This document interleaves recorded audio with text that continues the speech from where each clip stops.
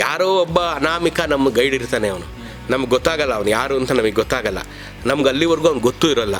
ನಾವು ಆ ಊರಿಗೆ ಹೋಗಿ ಇಳಿದಾಗ ಅವ್ನು ನಮ್ಮನ್ನು ಕರ್ಕೊಂಡು ಹೋಗ್ತಾನೆ, ಬನ್ನಿ ಇಲ್ಲಿದೆ ತೋರಿಸ್ತೀನಿ ಅಂತ. ನಾವು ಎಷ್ಟೇ ಓದಿದ್ರು ಬರೀ ಓದು ಅಷ್ಟೇ. ನಾವು ಥಿಯರಿ ಪ್ರಾಕ್ಟಿಕಲ್ ಆಗಿ ನಾವು ನೋಡಿರಲ್ವಲ್ಲ, ಅದನ್ನು ಯಾರಾದರೂ ತೋರಿಸ್ಬೇಕಲ್ಲ.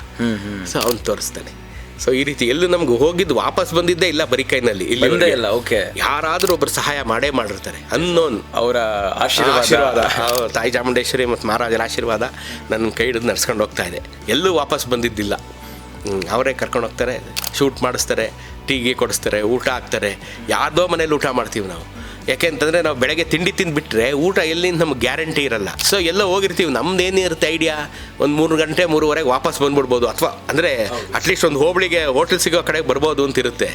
ಹಂಗೆ ಆಗೋದೇ ಇಲ್ಲ. ಅಲ್ಲಿ ನಾವು ಸ್ಪಾಟ್ ಹುಡ್ಕೋ ಅಷ್ಟೊತ್ತಿಗೆ 2 ಗಂಟೆ ಆಗಿರುತ್ತೆ, ಶೂಟಿಂಗ್ ಮುಗಿಸೋ ಅಷ್ಟೊತ್ತಿಗೆ 4 ಗಂಟೆ ಆಗಿರುತ್ತೆ. ಈ ಥರ ಎಲ್ಲ ಆದಾಗ ಯಾರ್ದೋ ಮನೇಲಿ ಕರೀತಾರೆ, ಬನ್ನಿ ಊಟ ಮಾಡಿ ಅಂತಾರೆ, ಊಟ ಮಾಡ್ತೀವಿ.